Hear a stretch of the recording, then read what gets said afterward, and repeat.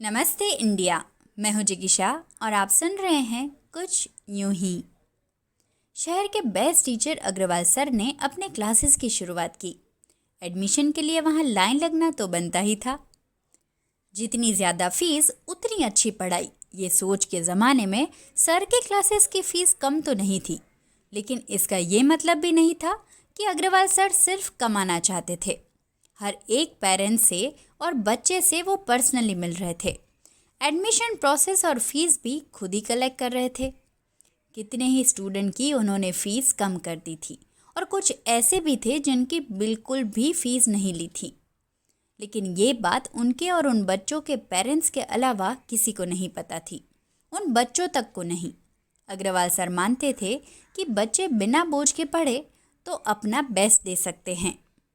आज admission process की personal meeting के लिए सुबह शहर के काफ़ी रईस फैमिलीज़ में से एक चड्डास के यहाँ से सर को फ़ोन आया। उनके बेटे के एडमिशन के लिए वो मिलना चाहते थे। सर ने बोला, आप आ जाइए।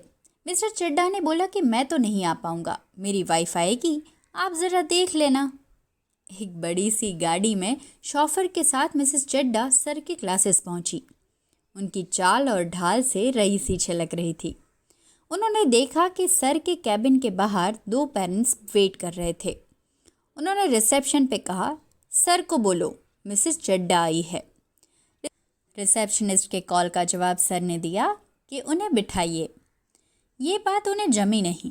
वेट करना उन्हें बिल्कुल पसंद नहीं था, लेकिन उनके बेटे को यहीं पे पढ़ना था, इसलिए अपने बेटे के लिए वो वहाँ पे बैठ गई। मिसेस चड्डा का नंबर आने ही वाला था कि उसी वक्त एक गरीब देहाती औरत अपनी बेटी को लेके वहाँ आई और एडमिशन के लिए पूछने लगी। रिसेप्शनिस्ट ने उसको लाइन में बिठाया। वो औरत को पास में बैठा देख के मिसेस चड्डा काफ़ी अनकंफर्टेबल हो गई थी। ऊपर से उनको लगा कि ये औरत यहाँ की फ़ीस कैसे भरेगी। रिसेप्शनिस्ट को पता नहीं है क्या कि ये बच्चे इधर नहीं पढ़ सकते। वो कुछ कहे उससे पहले उनका नंबर आ गया।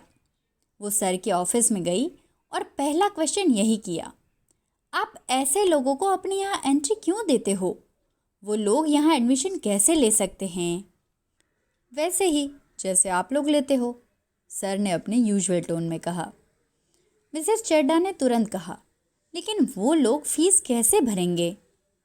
उनकी फ़ीस की चिंता आप क्यों कर रहे हो मिसेस चड्डा? वो चिंता उन पे छोड़ दीजिए, आप अपनी बताइए, अग्रवाल सर ने बात घुमाते हुए कहा। लेकिन बात कुछ आगे बढ़े उससे पहले मिसेस चड्डा का ध्यान उनकी कलाई पे पड़ा। वो चौंक उठी। मेरा ब्रेसलेट कहाँ है?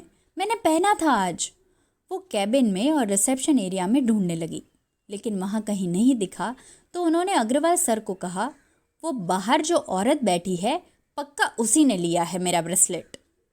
सर ने कहा, क्या आपने देखा उसे लेते हुए? मिसेस चड्डा ने कहा, नहीं, लेकिन और कौन ले सकता है? आप थोड़ा कड़क होके उससे पूछो, वो बता देगी। अग्रवाल सर ने कहा, मैं ऐसा बिल्कुल नहीं करने वाला। मुझे नहीं लगता इस औरत ने आपका ब्रेसलेट लिया है। मिसेस चड्डा इस बात पे गुस्सा हो गई और बोली, मेरा 5 लाख का ब्रेसलेट आपके क्लासेस में गुमा है, उसकी जिम्मेदारी आपकी बनती है कि नहीं? अगर आपने उस औरत से नहीं पूछा तो मैं पुलिस कंप्लेन करूंगी और आपके खिलाफ भी एक्शन लिया जाएगा मिस्टर अग्रवाल। सर ने बोला, आपके सामने हर जगह हमने देख लिया है। अगर बाद में भी हमें मिला तो हम आपको सामने से फ़ोन करेंगे, लेकिन उस औरत पे बेवजह शक करना गलत है। ये सुन के गुस्से में पिनकी हुई मिसेस चड्डा चली गई।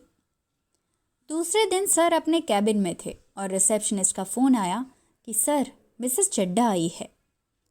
अग्रवाल सर को लगा कि हो सकता है आज पुलिस लेके आई हो। वो खुद कैबिन से बाहर निकले तो मिसेस चड्डा अकेले खड़ी थी। उनके हाथ में एक ब्रेसलेट था। उन्होंने कहा, सर, मैं बहुत शर्मिंदा हूँ। कल ये ब्रेसलेट मुझे मेरे ड्राइवर ने दिया, वो कार में ही गिर गया था। आइडियली मुझे तब भी आके आपकी माफ़ी मांगनी चाहिए थी, लेकिन मेरे ईगो ने मुझे वो इजाज़त नहीं दी। कल पूरी रात मैं नहीं सो पाई।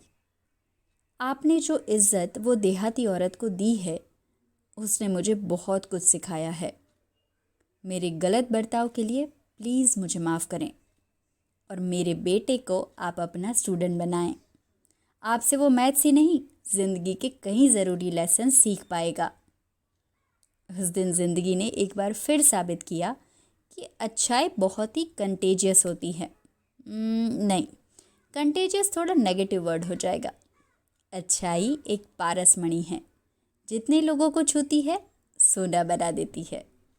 ज़िंदगी के सिखाने के तरीके हैं यही, समझो तो सोना, बाकी कुछ यूं ही।